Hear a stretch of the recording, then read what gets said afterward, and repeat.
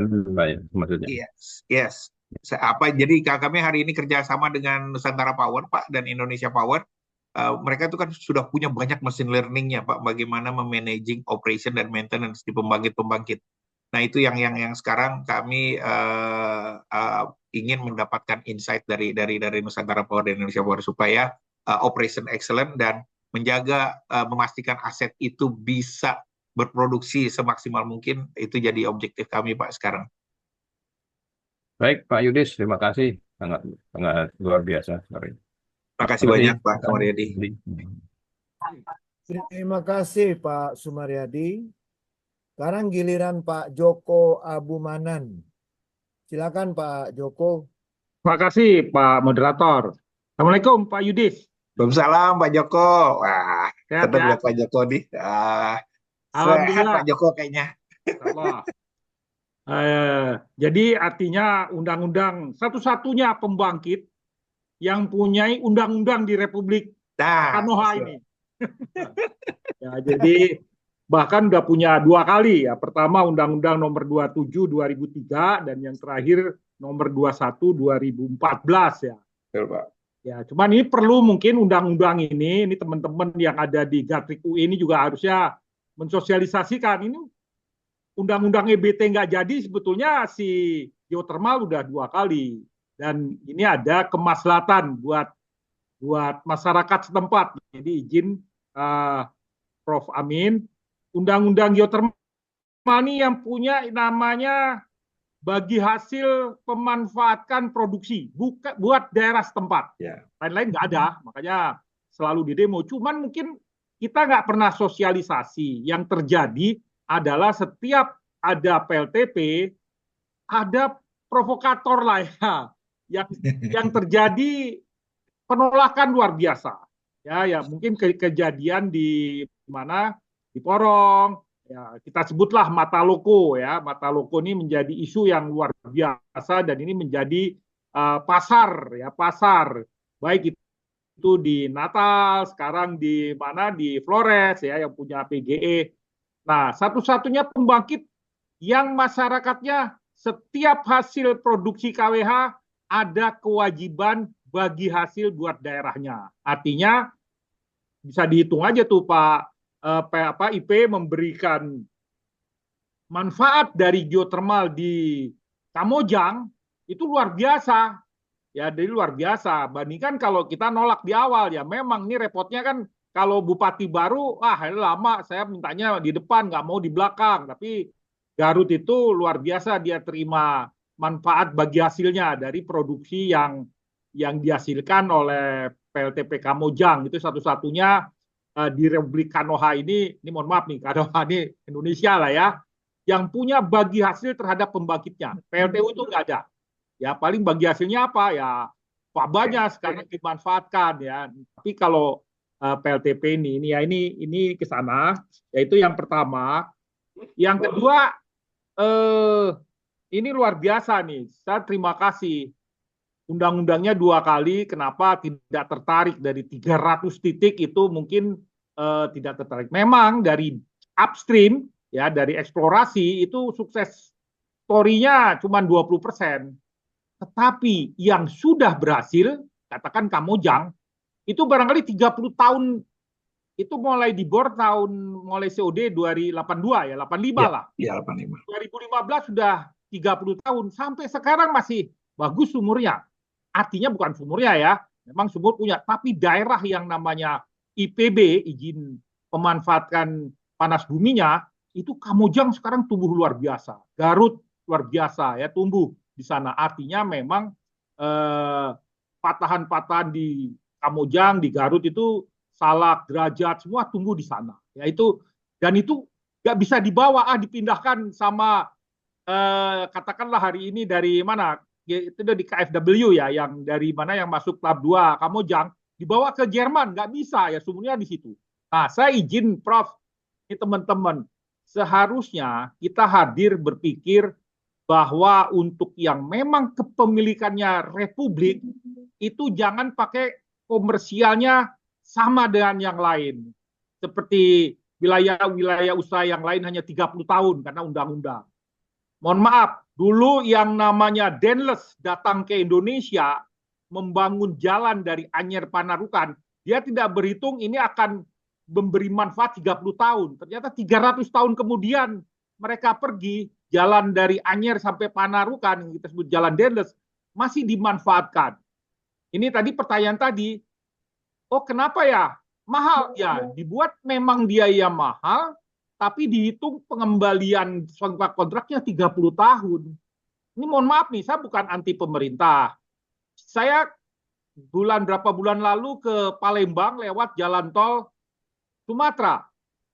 Pak, mohon maaf Pak, sepi Pak.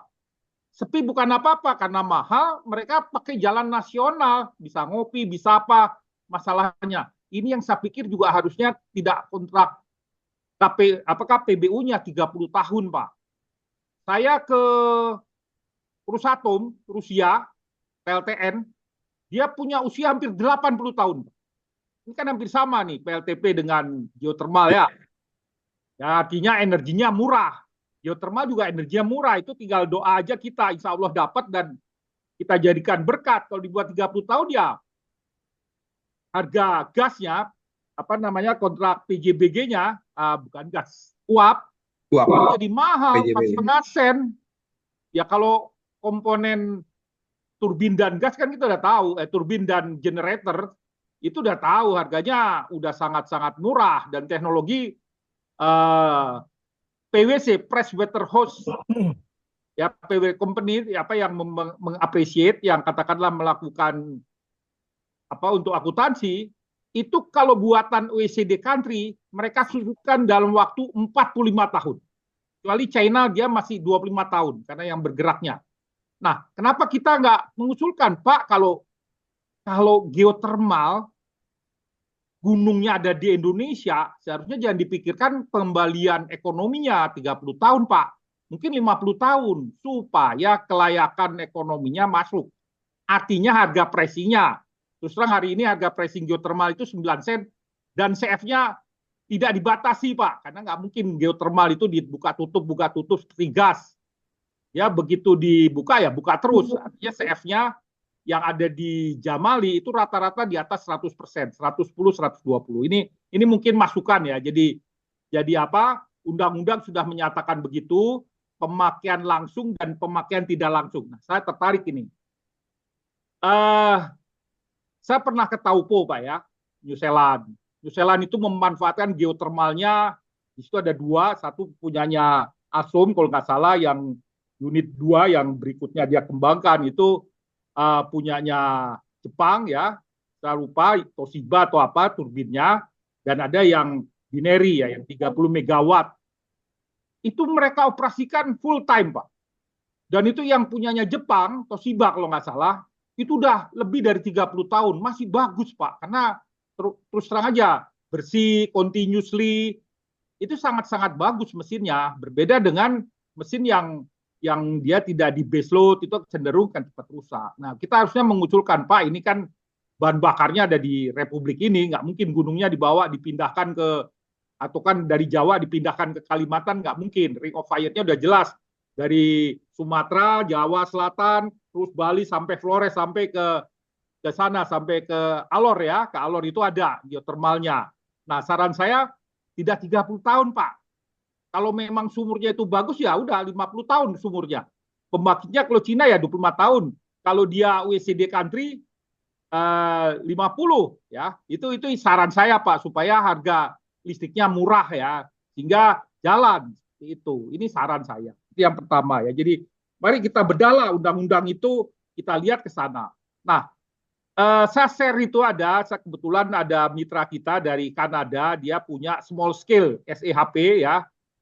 Small scale heat energy storage ya. Storage. Memang dia menggunakan gas. Saya bilang ini yang bisa biomass sama combined cycle heat and power tadi. Nah, pertanyaan saya, bagaimana di regulasi undang-undang itu menyebutkan kalau pemakaian langsung itu untuk listrik, pemakaian tidak langsung, pemakaian yang lain-lain, ya lain-lain, katakanlah untuk wisata, untuk dia storage. Nah, ini harus, karena kalau enggak nanti repot, 2 kali izin, 2 kali biaya premannya. kalau ini bisa ya mungkin perlu dipikirkan karena teknologi sudah berubah. Bagaimana saya ketemu Kaisan, Pak? 2013 saya ketemu Kaisan yang dulu pabrik kompresor itu. Mohon maaf. Ya. Itu dia bilang, "Bapak bisa punya brain 500 kW saya buat." Karena dia pabrikan. Nah, saya ingat Pak Yudis, brain atau katakanlah BPPT sudah punya role model 3 megawatt di Kamojang. Seharusnya itu dikembangkan. Ya, seharusnya dikembangkan karena sekarang direkturnya sering ketemu sama saya. Dulu BPPT, sekarang jadi salah satu direktur itu. "Pak, kenapa? Terus kenapa blueprint-nya Bapak simpan?"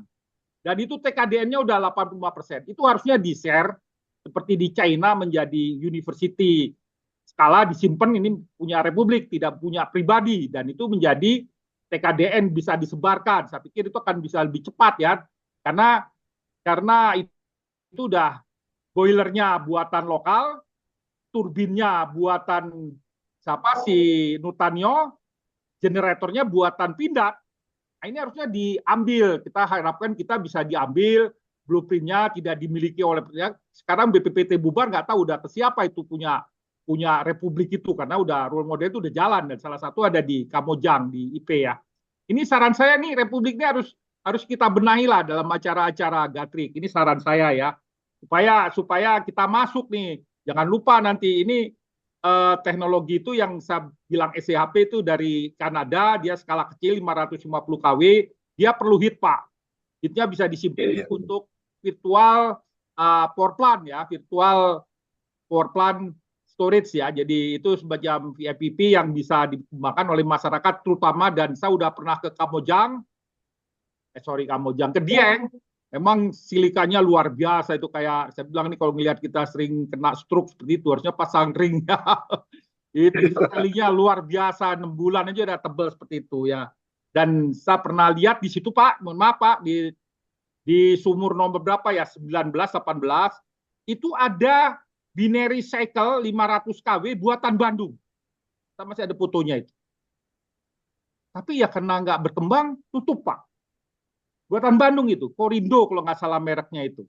Kecil lah, 500 kW. Dia mengambil heat exchanger dari buangannya sumur itu. Ya, karena sumur di Dieng memang dua tipe istilahnya ya. Ada ikutan yang tidak bisa menggunakan mungkin, ya kalau dulu kita punya teknologinya pemakaian langsung kan. Kalau sekarang ya udah punya Kaisan lah model tidak pemakaian tidak langsung itunya, pakai binary lah, pakai yang udah berhasil kan si Ormat di Sarula. Nah, ini mungkin itulah yang saya bilang. Kita harus berani mengusulkan Pak, ini sumur ada di Republik, energi primernya nggak mungkin dibawa gitu kan. Ini seharusnya supaya murah. Untuk keekonomiannya kan melihat dari pengembalian investasi. Itu yang pertama ya dari saya.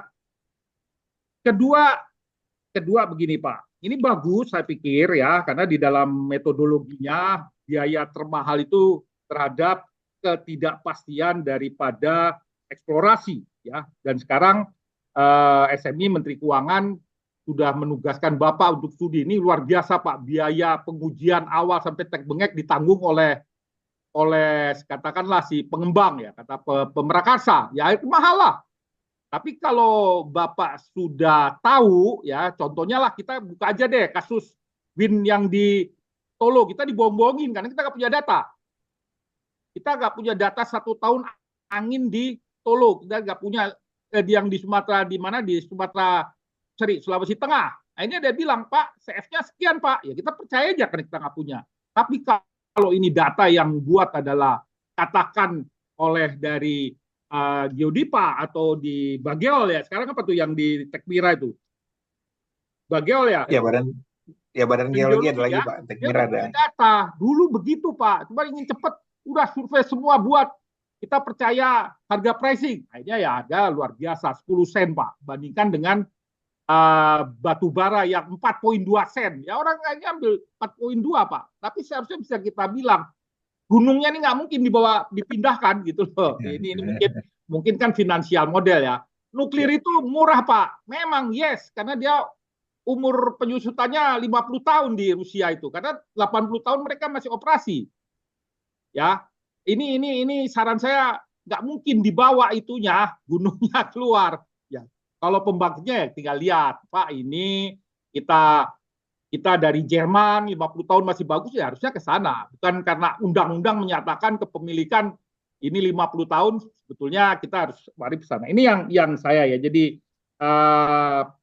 PT Combine Cycle itu ya mungkin Pak Dieng itu luar biasa, mungkin karikanya bisa di steam pakai heat Bapak ya, heat exchanger, dryernya pakai sana. Paling nggak buka itulah laundry, dryernya pakai heat exchanger dari geothermal lah ya, biar nggak pakai listrik terus ya, seperti itu. Nanti musuh Bapak PLN Pak. Loh ini kan nggak beyond KWA PLN gitu ya. Nah itu yang ke sana ya. Jadi apa?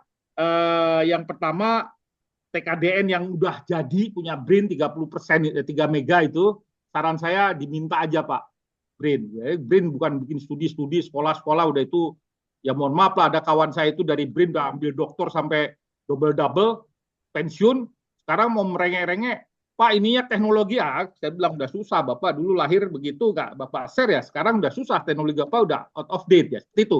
Ini saran saya gitu Pak. Itu aja Pak Yudis ya. Pak Joko, Ya.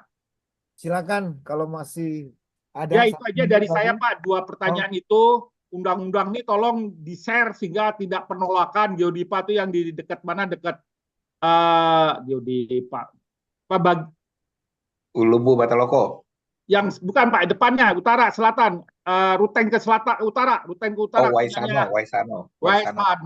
Itu kan demo terus ini itu. Ya udah emang pencariannya demo Pak gitu. Padahal begitu dia berhasil, ada bagi hasil produksi pada daerah itu. Ini yang perlu kita sosialisasikan di acara-acara kita. Itu aja Pak Yudi, selamat, salam sehat.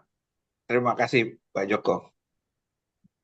Baik Pak Yuni, silakan langsung ditanggapi. Terima kasih Pak Adi. Ya Pak Joko jeli nih ternyata nih. Memang Pak, ternyata DEBT itu justru Panas Bumi yang udah punya 2 UU ya Pak ya, udah punya 2 undang-undang dia. Sementara kita bikin undang-undang EBT sampai hari ini belum wujud. Nah, menarik sebetulnya kalau dari sisi infrastruktur regulasi, memang kelihatannya geothermal sudah lebih leading dibandingkan RE yang lain, renewable energy yang lain regulasinya. Nah, ini memang betul kata Pak Joko. Nah, Pak Joko tadi menyoroti soal pembagian daerah ya Pak. Benar Pak, hari ini dilematisnya ternyata ada di sini Pak. Garut, kalau kata Bapak tadi Kamojang, itu karena sudah perjalanannya cukup panjang ya Pak Joko, sejak tahun 85 kata Pak Joko tadi, sehingga hari ini mereka maturitinya lebih baik Pak daripada daerah. Kami di Dieng, kami masih berkoordinasi Pak dengan Banjarnegara, Wonosobo dan lain-lain itu.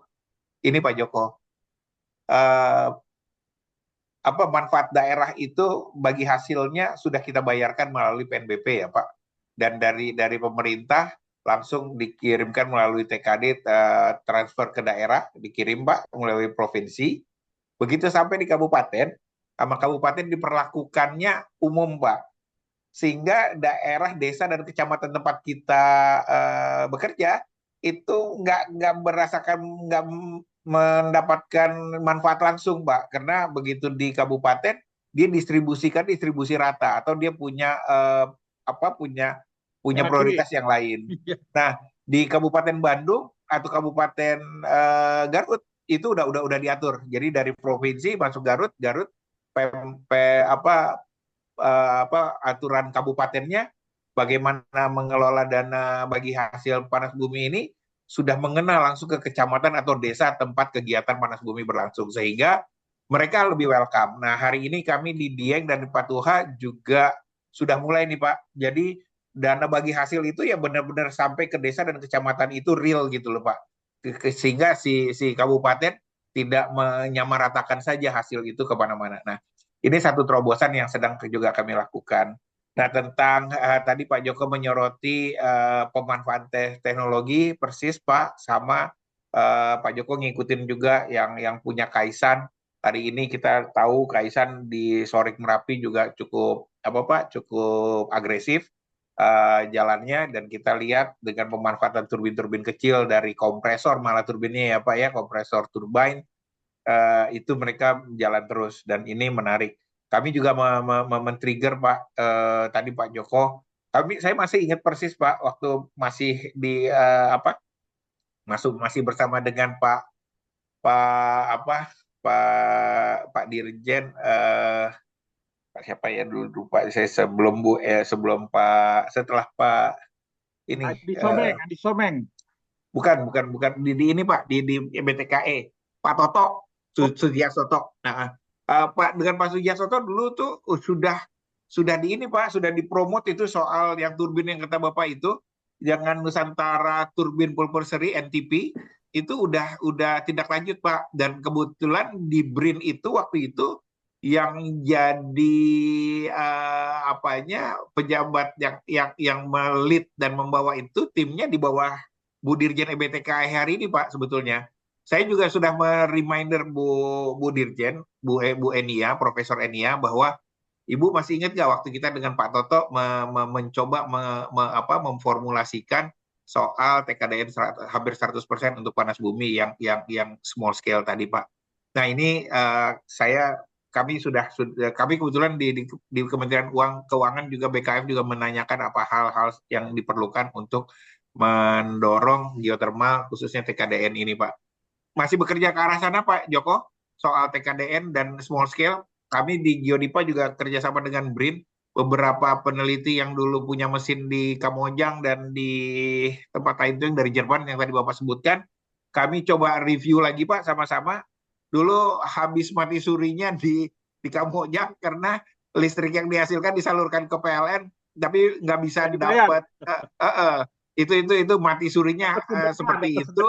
Padahal harapannya paling tidak bisa membiayai dari listrik yang dihasilkan, yang dimasukkan ke gridnya PLN itu bisa diberikan feedbacknya untuk terus mendanai penelitian. Nah itu tidak berjalan. Akhirnya benar kata Pak Joko itu mangkrak sekarang Pak. Tapi kami di Geodipa hari ini kami encourage lagi dengan BRIN. Kita ajak lagi BRIN untuk coba memanfaatkan yang sumur tadi Bapak bilang di Dieng juga ada. Itu Pak, terus masalah silika Bapak lihat persis banget itu, kita memang mau harapkan yang tadi itu tambahan mineral lain Pak, dan untuk pengeringan di Patuha tahun ini kami kerjasama dengan PTPN Pak untuk pengeringan teh, karena kan kami ada di sekitar kebun teh. Nah itu kami mau uji coba di Patuha. Nah mudah-mudahan ya paling tidak Pak beyond KWH lah istilahnya PLN ya Pak. Jadi daripada dia tidak langsung. Ya daripada jadi kan kita tinggal KWH ekuivalen aja ya Pak Joko ya berarti ya. Itu Pak, itu pendekatannya sedang ongoing Pak di Geodipa. Terima kasih Pak Joko. Yuk, terima kasih. Salam sehat. Sehat Pak, sama-sama Pak. Oke, kita tutup sesi bagian kedua ini. Kita istirahat sejenak Pak Yudis, Pak Baik. Yunis ya. Ya. Yudis ya. Yudistian Yunis. Iya Pak. Ini kan orang Sunda ini berulang namanya. Yudis Yunis. Kita jeda sejenak. Dan setelah itu bagian diskusi terbuka dengan partisipan. Tadi sudah ada yang angkat tangan. Silakan. Nanti kita istirahat. Pak Sadar Tobing, tadi juga Pak siapa itu saya lupa namanya. Setelah jeda sejenak Pak Sadar. Silakan video.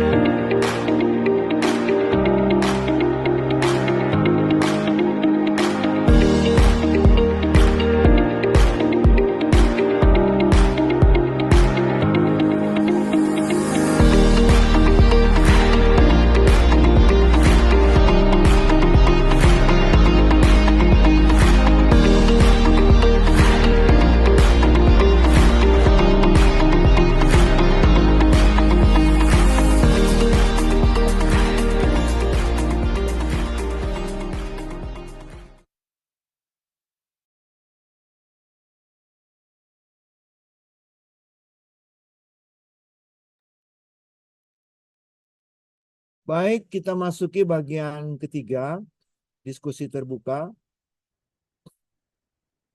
Yang ingin bertanya atau berpendapat, angkat tangan, raise hand, baru setelah itu menyampaikan dengan syarat kalau bisa kamera dinyalakan. Saya mulai dari Pak Budi Sutanto ini, sudah dari tadi dia ingin bicara. Sebutkan nama dan asal institusi Pak, silakan Pak Budi. Unmute dulu Pak. Oke, ya maaf Pak. Saya Budi Sutanto dari PT LSK IATKI. Yang menarik ini memang PLTP ini dan termasuk baru buat saya. Yang saya ingin tanyakan, tadi disebutkan muncul silika. Silika itu ada di daerah mana Pak? Karena kalau tadi keterangannya sekilas saya lihat eh, di Dieng itu PLTP-nya memakai binary cycle, bener apa enggak Pak ya? Kalau binary cycle terus ada silika di misalnya di inlet turbin, maka yang jadi masalah adalah raw waternya yang terlalu banyak silika. Itu pertanyaan yang pertama. Yang pertanyaan yang kedua, silika untuk dijadikan pupuk itu juga suatu hal yang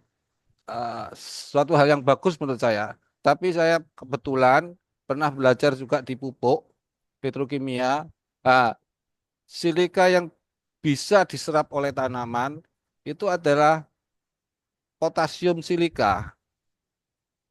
Jadi kalau silika sedang dari air yang karena pemanasan itu berbentuk SiO2, silika oxide. Jadi untuk penyerapan ke tanaman tidak bisa sempurna. Apakah ini ada proses lagi untuk menjadikan potasium silikat tadi, Pak? Ini ada dua aja itu, Pak. Terima Ya. kasih atas jawabannya. Baik Pak Budi Sutanto dari PT LSK IATKI. LSK pertama ini di Indonesia ya Pak ya. Iya, Pak. Ya. Baik Pak Yunis, silakan langsung menanggapi, menjawab Baik, pertanyaannya. baik, terima kasih Pak Adi. Pak Budi, makasih Pak. Ya betul Pak, silika itu ada di Dieng Pak. Betul, ada di Dieng. Nah, soal tadi Bapak tanya silika itu dia bawaan di dalam air panas Pak. Jadi kalau kita dari sumur kami itu kan keluar air bersama uap. Kemudian kita masukkan ke separator Pak, kita pisahkan uap dan air panasnya. Nah, air panasnya itu yang kami salurkan ke Oh, pond, ke tempat kolam. Nah, di kolam itu supaya dia bisa, karena sifat kimia air panas kita itu sangat gampang sekali, Pak, membentuk endapan silika. Jadi kalau temperaturnya turun, pressure-nya turun, dia langsung pembentukan silikanya terjadi. Nah, betul, betul. supaya dia tidak menumpuknya di pipa, maka kami tambahkan inhibitor sedikit, Pak, supaya dia selamat di sepanjang pipa tidak terjadi pengendapan, tapi kami siapkan di pond terbuka atau di kolam terbuka supaya terjadi pengendapan si silika itu. Nah, selanjutnya air panas yang sudah diendapkan silikanya itulah yang kami injeksi lagi ke dalam sumur. Kan di panas bumi itu sistemnya close loop ya Pak, jadi kami Oh, injek. oke. Nah, tadi kata Bapak, hari ini kami belum punya peluang Pak untuk bikin binary. Tapi kalau kami bisa ambil silikanya di depan, sehingga si air panas itu sudah bebas dengan silika dan mineral-mineral yang lain, sehingga penurunan temperatur 180 atau 90 tadi sampai ke temperatur binary yang dimungkinkan bisa kita dapat listrik, bahasa dapat entalpi, ya kita upayakan sampai sejauh itu Pak. Tapi harusnya sudah free dulu sama silika Pak, si air panas tadi, sehingga tidak merusak di mesin nantinya ya Pak, clogging di Ya. mana-mana kan itu malah lebih bahaya. Bukan bahaya sih, enggak, cuman maintenance-nya jadi lebih mahal. kurang lebih itu. Nah, Oke. ini kami sedang berupaya tahun ini kami bikin pilot plan. Kami sebetulnya sudah dapat gambarannya dari Tekmira. Waktu itu Menteri SDM minta kami untuk coba lakukan uji di Tekmira tentang bagaimana penanganan silika dan lithium ini bisa dikerjakan. Nah, ini sudah ada gambarannya dari Tekmira dan sekarang kami buatkan pilot plan-nya, Pak. Ini dari setiap sumur itu kadar kimianya berbeda-beda, Pak. Jadi ada yang silikanya tinggi, ada yang silikanya biasa aja, ada yang silikanya rendah tapi unsur yang lain lebih tinggi. Itu yang terjadi. Nah, lalu pertanyaan Bapak berikutnya soal silika untuk pupuk. Sepertinya kita bukan memanfaatkan silika sendiri, Pak. Jadi begitu dia endapan itu terbentuk, kita ambil tuh endapannya, Pak. Nah, endapan itu ternyata tersusun dari banyak hal, Pak. Tersusun dari banyak hal. Jadi tapi mostly itu silika. Nah, silika ini yang menurut kami dengan UGM kerjasama sehingga udah kasih nama juga nih Pak pupuknya.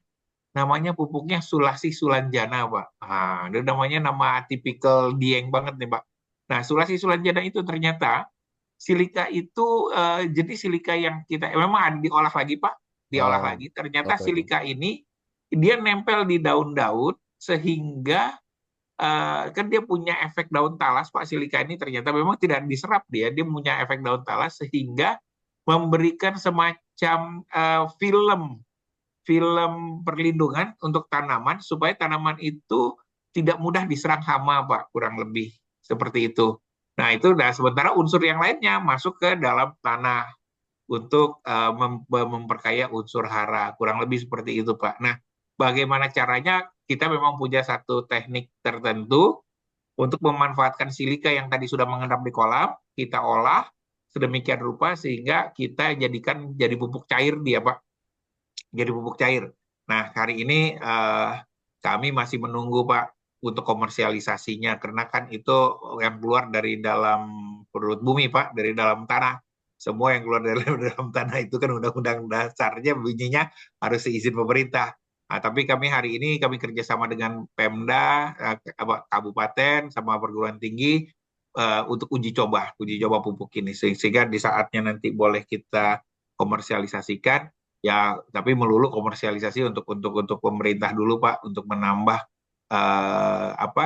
ke produksi pertanian lah ujungnya. Termasuk tadi yang Pak Joko Abumanan sampaikan, dryernya mungkin bisa kita pakai itu, Pak, untuk pengeringan hasil kebun. Kurang lebih itu Pak Budi Oke, dari oke. kami, Pak. Terima Jadi kasih, Pak. jadi bukan binary ya, Pak. Direct Belum, belum. belum ya. Oke, oke, Binary-nya oke. kami tunggu, Pak. Kami Oh, lagi mau susun. Sebentar lagi kalau silikanya bisa kita handle, kita iya, iya, iya. bikin binary-nya, Pak. Oke, oke, oke. Makasih, Pak Yudis. Sama-sama, Pak Budi. Masih sistem flash, Pak ya. Yes, betul, Pak Adi. Sistem flash.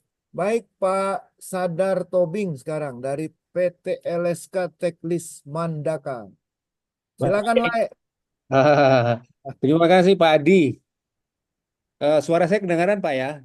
Jelas, jelas. Baik, ini menarik nih Pak Yudis Ya, Tiani Pak ini. Sadar. Karena ini merupakan energi baru dan terbarukan ya. Nah, pertanyaan saya singkat aja sebenarnya, secara teknis mungkin ya. Eh, kita tahu bahwa geothermal ini tempatnya itu tersebar Pak ya. Tentu spesifikasi kualitas daripada uapnya itu beda-beda. Nah, yang menjadi pertanyaan saya adalah bagaimana untuk menentukan desain geothermal itu termasuk kapasitas daya mampu dayanya yang harus dikeluarkan, termasuk mungkin equipment juga terhadap kualitas daripada uap itu. Yang kedua, nah ini mungkin PT Geodipa itu bukan DIPA lagi Pak, cari nama lain karena sudah di luar itu kerjanya gitu. Seperti PJB, bukan PJB lagi, mungkin karena udah meluas keluar Jawa, dia beda, ganti namanya Pak. Itu masukan aja. Terima kasih Pak. Terima kasih Pak Sadar. Izin Pak Adi. Baik, Pak Sadar. Betul Pak. Jadi gini, begitu uap yang keluar dari sumur itu, dia punya komposisi kimia tertentu. Nah, jadi problem utamanya adalah biasanya Pak, kan gini Pak, kalau kita di PLTU itu uap pasti udah bersih ya Pak, uapnya udah bersih dan pressure sama temperatur bisa diatur, kan gitu ya Pak? Karena boiler kita kerja mau kayak gimana ceritanya kita pengen minta di tekanan tertentu, di temperatur tertentu, uapnya dengan kondisi bersih. Sehingga masalah metal class jadi nggak isu. Mereka sudah bisa menjadi umum. Nah, di panas bumi ini metal class ini jadi ini Pak, jadi isu karena komposisi kimia yang keluar di uapnya itu beraneka ragam. Jadi kalau kita selesai menyelesaikan satu pengeboran, maka kami uji pertama adalah berapa aliran laju alirnya Pak, berapa ton per jam di tekanan berapa. Nanti kita lihat tekanan berapa yang dia stabil dengan flow rate tertentu atau alirannya tertentu. Nah, nanti kita cari di mana yang paling optimal. Nah, kalau sudah ketahuan di pressure berapa, di temperatur berapa, dengan laju alir berapa, terakhir kita baru cek komposisi kimia untuk menentukan kelas dari materialnya, metalnya nanti mau kayak gimana. Kurang lebih itu Pak. Hari ini sekedar info yang lazim dipakai untuk condensing type atau flash type atau uapnya saja itu kisarannya paling rendah di pressure di inlet turbine pressure itu bisa sampai 3 Pak. Tapi yang konvensional rata-rata di 5 Pak, di 5 sampai 6. Tapi kalau yang tadi yang Pak Joko Abumanan cerita yang soal di KS Orka, dia sudah bisa sampai 3, kadang even 2 dia bisa. Kadang air panasnya liwat aja dia udah bisa. Karena sistem kompresor, ya sorry, sistem turbin blade, kan dia pakai turbinnya turbin screwdriver turbin Pak, agak berbeda dengan turbin yang lain, sehingga dia bisa. Nah, kalau dia dijadikan apa Pak tadi binary, ya kalau di binary kan kita dapat uapnya dari fluida kerja Pak, dari working fluid. Kalau working fluid kan bisa kita atur bersihnya seberapa ya, dan kita bisa atur itu nanti. Kurang lebih itu Pak tantangannya. Jadi kami biasanya setelah dapat kurva tertentu, maka kita tetapkan pressure kerjanya turbin dan temperatur kerjanya turbin itu berapa. Dan kita bisa dapat berapa megawatt dari volume alirnya Pak. Dari volume alir kita bisa ketahuan oh ini bisa sekian megawatt. Kurang lebih itu Pak Sadar cara menentukannya. Terima kasih Pak. Baik, mungkin Pak Sadar nanti minggu depan datang Pak, topik geotermal tentang ormat, Ah, persis. Betul Pak Adi. organik material. Itu fluida kerja dari siklus biner. Ya, Siklus biner. betul. Binary cycle. Baik, kalau masih ada kami persilakan, kita masih ada waktu. Bila tidak ada, kita akan langsung ke bagian penutup. Tidak ada kah? Kalau begitu kita masuk ke bagian penutup saja ya Pak, semua. Tapi sebelumnya saya umumkan minggu depan sudah saya singgung tentang organik material dari, mohon operator tayangkan.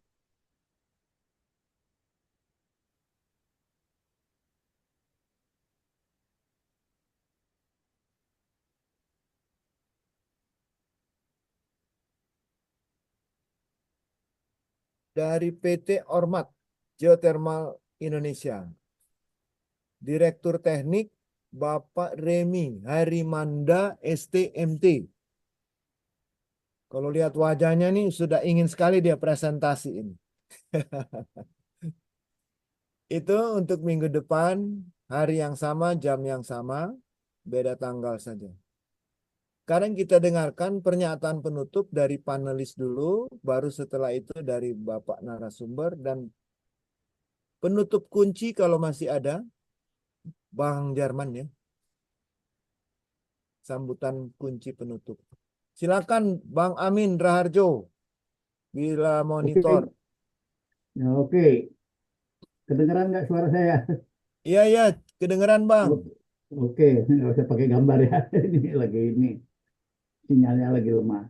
Terima kasih. Jadi gini, pada prinsipnya, jadi saya tadi setelah bicara geothermal, temporary yang webinar pertama juga geothermal, jadi ada baiknya mungkin dari LSA Gatrik ini artinya membuat apa suatu tulisan masukan lah dari beberapa pakar geothermal ya, baik praktisi, baik akademisi dan sebagainya yang terkait dengan masalah bisnisnya ya. Karena saya juga tahu tadi masalah geothermal ini tidak lepas daripada bisnis pertambangan. Makanya tadi ada masalah bisa nemu nggak uapnya apa enggak, kualitasnya gimana, karena gitu. Jadi bukan sebatas listrik, ya seperti energi primer yang lain. Jadi sekali lagi ini yang gitu. Jadi saya usul mungkin dari Kak Gatrik dengan menghimpun berapa masukan dari para pakar dan sebagainya yang terkait dengan bisnis geothermal.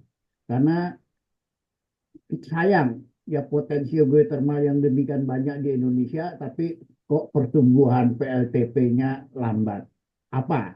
Tadi sudah Pak Joko menyebutkan ada aturan-aturan yang perlu diupdate ya Pak, karena sudah lama ya dari segi bisnis. Jadi dan saya lihat juga swasta apakah banyak terlibat apa enggak. Artinya gini, bukan hanya pemerintah, jadi swasta juga kalau bisa jadi menarik gitu. Demikian aja mungkin penutupnya ya. Mungkin nanti kita kasih masukan pada saat webinar dari Dirjen Geothermal yang dari SDM. Jadi kita kasih masukan. Demikian yang bisa saya sampaikan. Wassalamualaikum warahmatullahi wabarakatuh. Waalaikumsalam warahmatullahi wabarakatuh. Sekarang Pak Joko Abumanan, Direktur Utama PLN pada masanya. PLT ya Pak ya. Silakan Pak Sekarang Joko. Direktur Sampah, Pak. Waduh. Tapi jadi energi kan? Jadi energi. Ya. Baik, makasih Pak Yudis. Jadi ini cita-cita saya bahwa di Republik, di dunia ini yang punya geothermal itu hanya negara tertentu. Iceland, Italia, New Zealand, Jepang, dan Indonesia. Dan Indonesia itu 300 gunungnya. Sudah selayaknya universitas itu di Indonesia punya supply chain yang luar biasa terhadap teknologi geothermal. Kalau sekarang ini kan kebanyakan yang saya tahu pada waktu saya dengan Pak Yudis yang kita inventarisasi dan kita selalu menugaskan kepada beberapa universitas, Trisakti, UI, ITB, UGM, Undip punya dia. Nah, itu saya bilang harus kita kolaborasi menjadi sumber daya karena Indonesia gitu loh, nggak semua negara. Bayangkan Basatrok, mungkin saya bilang Basatrok di dunia itu yang meneliti Jerman, kemudian Denmark. Pada sumbernya ada di Indonesia, di Lampung Basatrok ya, yang untuk heat storage. Tapi kenapa tidak? Nah inilah seharusnya kearifan geologi kita ini menjadi sumber kita. Saya sangat terima kasih nih, Pak Amin sudah mulai menginisiat. Paling enggak kita mulai menulis lah. Oh Indonesia nih, kita udah punya. Bisa bayangkan dari mulai mana? Ruteng, Ulumbu, Mataloko, Sokoria, ada Waisonga, ada lagi nanti di dekat di pulau itu geothermal semua. Pulau geothermal ada di sana, di mana di timur. Nah, ini harus kita jadikan dan tak perlulah dari luar. Harus ada produk yang end-to-end buatan Indonesia. Masa kalah sama pemain kompresor ya, si Kaisan tuh sekarang udah punya 2 lokasi. Sama naturalisasi sepak bola, masa kita gitu Pak, adaptasi lah gitu. Jangan nanya, aduh Pak, Kaisan itu kita ketemu sama ownernya, ya dia pemain kompresor bapaknya. Sekarang dia sudah pemain geothermal di dunia, ada di Indonesia ada 2 dan dia beli punyanya. Kita buka aja lah, kita kasar ngomongnya, beli punyanya si siapa? IMP ya siapa namanya? Itu 2 lokasi, satu di Natal, satu di Sorek di Sokoria ya. Sokoria sama Sorek Pak. Sokoria sama Sorek dengan harga tanpa penyusian harga dia beli Pak, hebat nggak? Tanpa dana bank, pakai modal dia. Itu gila Kak. Jadi nggak perlu pakai financial close, nggak pakai financial close. Nah itu harusnya kita bisa kayak begitu. Paling nggak nih pemain Gatrik urunan lah. jadi eksplorasi gitu. Ya ini saran. Terima kasih. Kalau universitas, saya percaya Gatrik UI di sini, apalagi kemarin sudah dinobatkan perguruan teknik yang terbaik di Indonesia adalah UI. Harus memulai dengan kearifan lokal kita. Ya main bola harus kita naturalisasi lah gitu. Ini saran saya ya. Terima kasih. Kasih Pak Baik, Joko. Pak Joko. Sekarang narasumber kita, Pak Yudistian Yunis. Berikan Baik. pernyataan penutup, Pak. Silakan. Baik, terima kasih Pak Adi. Ini luar biasa Pak. Terima kasih sekali kesempatannya. Kami bisa sharing soal geothermal Pak. Masuk pada transisi, masuk di topik transisi Gatrik ya Pak ya. Transisi energi di Gatrik, kami geothermal dapat kesempatan. Apa yang disampaikan Pak Amin tadi akan jadi perhatian, dan Pak Joko semangat sekali betul. Kalau mau take over, mau mengakuisisi, nggak ada akuisisi lagi Pak ya, kayak main bola, naturalisasi ya diambil aja nanti ya. Betul Pak, itu pengalaman kita. Saya waktu itu jadi VP geothermal di bawah Pak Joko waktu Sorik Merapi. Emang luar biasa, mereka ambil alih 2 lapangan itu dengan modal sendiri, dan mereka siap untuk tidak penyesuaian harga tarif listrik waktu itu.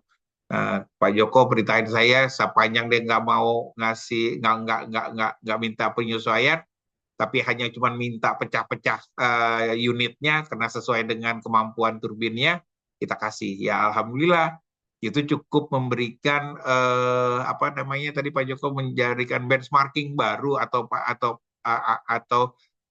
hal yang baru di dunia geothermal di Indonesia. Artinya itu masih dimungkinkan untuk diraih. Nah, mudah-mudahan geothermal seperti harapan tadi Pak Joko, perguruan tinggi harus punya kearifan lokal. Bagaimana Indonesia memiliki gunung api yang sangat banyak, ada 300 titik tadi Pak Joko berulang kali menyampaikan. Perguruan tinggi, setahu saya Pak Joko hari ini di UI juga sudah ada Pak jurusan teknik geologi, dan sudah melakukan studi S2 geothermal juga nih di UI. Nah, menurut saya UI, ITB, UGM, Undip, Trisakti dan lain-lain semuanya harusnya kita sama-sama membuat atau encourage bagaimana geoscience atau scientific terhadap geothermal untuk menambah kepastian kesuksesan pengeboran. Itu menjadi ini kita tantangan bersama. Mudah-mudahan kita sesuai dengan arahan Pak Presiden bahwa kita akan bisa menjadi swasembada energi dengan berbasiskan renewable, hidro dan panas bumi, dengan bantuan dan dukungan Bapak-Bapak sekalian, khususnya dari Gatrik UI dan Bapak-Bapak pemirsa yang hadir bersama-sama, untuk dapat memberikan dukungan kepada kami pelaku di industri panas bumi. Lebih kurangnya kami mohon maaf. Pak Adi, terima kasih kesempatannya. Saya juga salam hormat untuk Pak Jarman yang tadi sudah membuka. Dan sekali lagi terima kasih kepada Kak Gatrik UI. Lebih kurangnya mohon maaf. Saya kembalikan ke Pak Adi. Wabillahi taufiq walhidayah. Assalamualaikum warahmatullahi wabarakatuh. Silakan Bang Jarman, closing statement Bang. Unmute dulu Bang.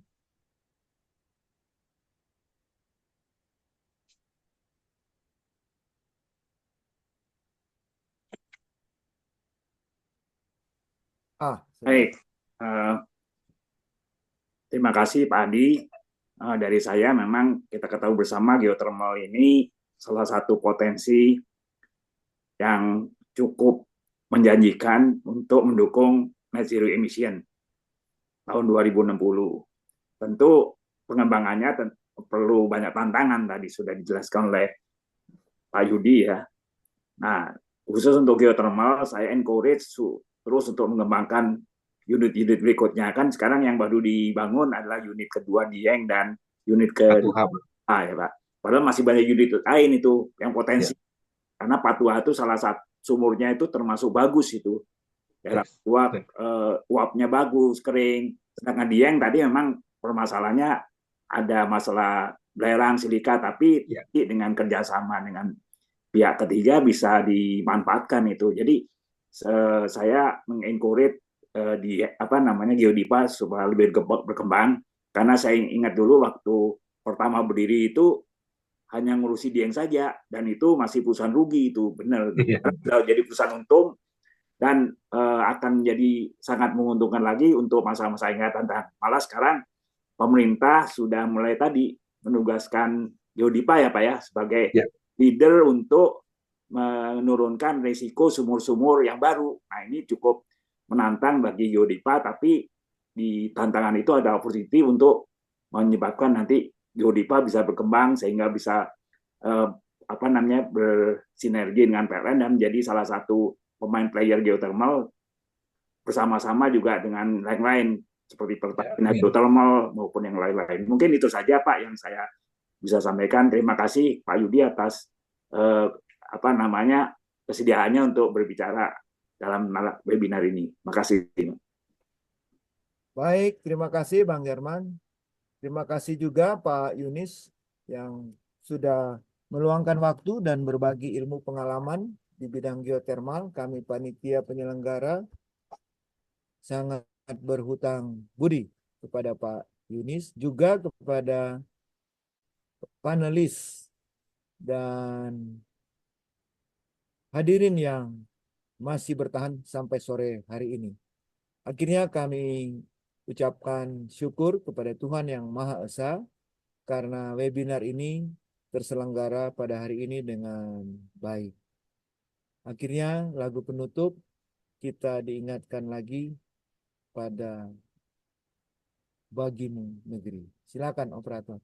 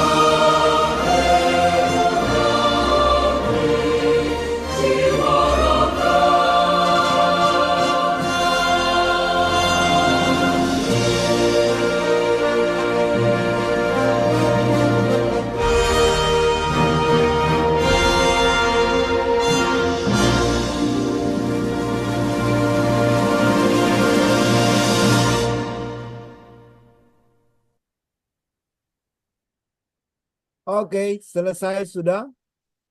Tapi kalau masih mau silaturahmi, ngobrol-ngobrol, kanal kita buka terus kok. Ini Mas Barep ini nggak pernah ngomong ini, senior